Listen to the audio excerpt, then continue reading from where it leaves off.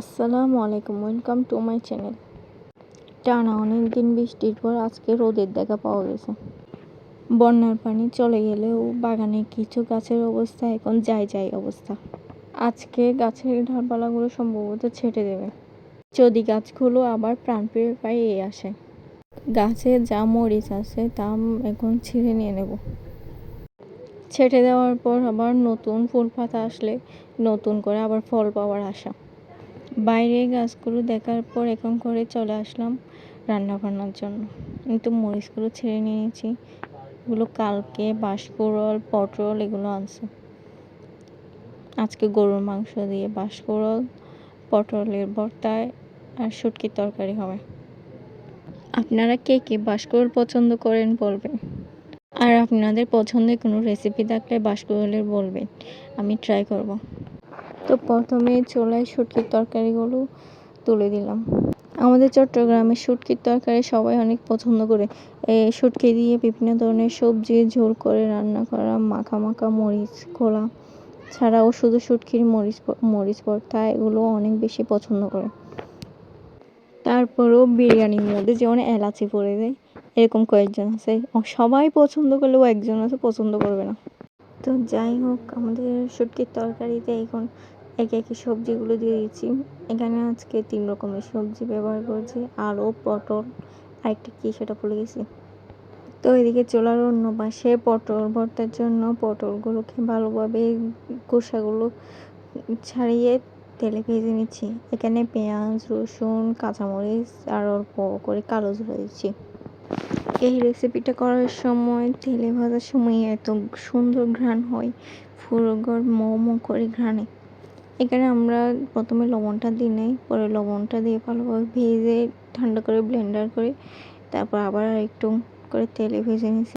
পরের বার ভাজার সময় সরষের তেল ও ধনে পাতাটা দিয়ে নিয়েছিলাম, এতে স্বাদটা অনেক বেশি বেড়ে যায়। তো ওইদিকে বাঁশকুড়লগুলো রান্না করার জন্য ভালোভাবে সুন্দর করে কেটে নিয়ে এবার এগুলো ভালোভাবে ধুয়ে নিচ্ছি। এর আগে কোনোদিন গরুর মাংস দিয়ে বাঁশকুড়ল খাইনি, চিংড়ি দিয়ে ভাজাগুলো খেয়েছিলাম। তো ওইদিকে গরুর মাংস রান্না করার জন্য কাঠবাদাম, কাজু বাদাম, নারকেল এগুলো পেস্ট করে রেখেছিলাম। এগুলো 2 চামচ দিয়েছি, বেশি দেবো না, বেশি দিলে মিষ্টি লাগে আমার কাছে। এবার পেঁয়াজ, রসুন, আদা এগুলো ব্লেন্ড করে দিয়ে দিচ্ছি। এইভাবে ভালোভাবে নর্মাল গরুর মাংস যেরকম রান্না করে ওরকমই রান্না।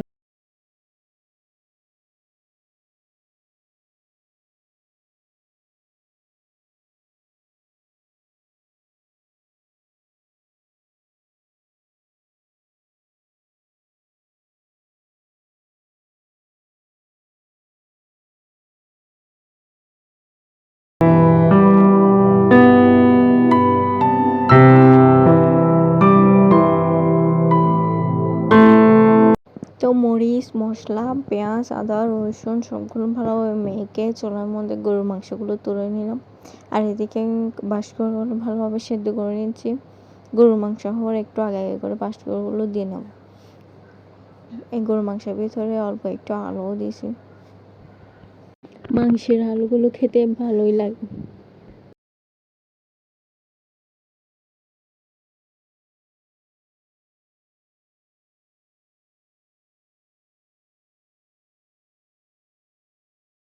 রান্না বান্নার পর এসেছি রুমের মেয়েকে নিয়ে, অল্প কিছু করে ভাতও খাইয়ে দিচ্ছি।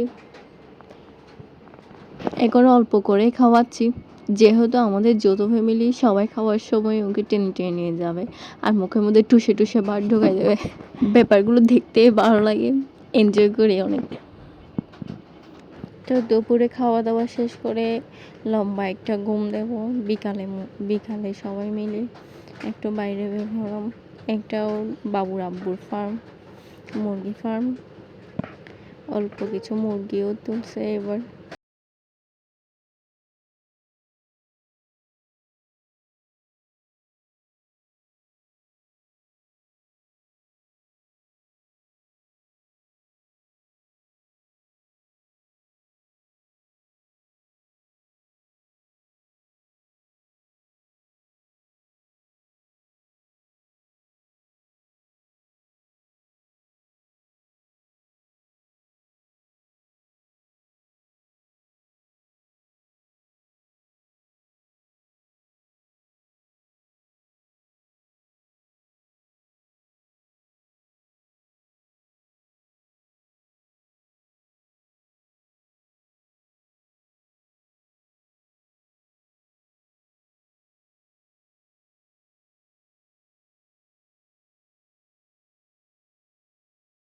গাছগুলো ছেঁটে দেবে।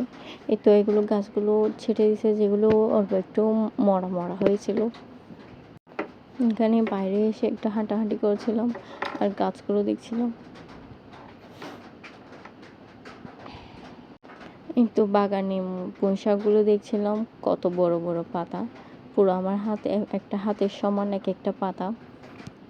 খেতে অনেক ভালো লাগে এগুলো। প্রতিদিন অল্প অল্প করে নিয়ে এখান থেকে রান্না করি। কুলুক কুলুক কুলুক, বাহ বাহ, আবার আবার আবার আবার দাও।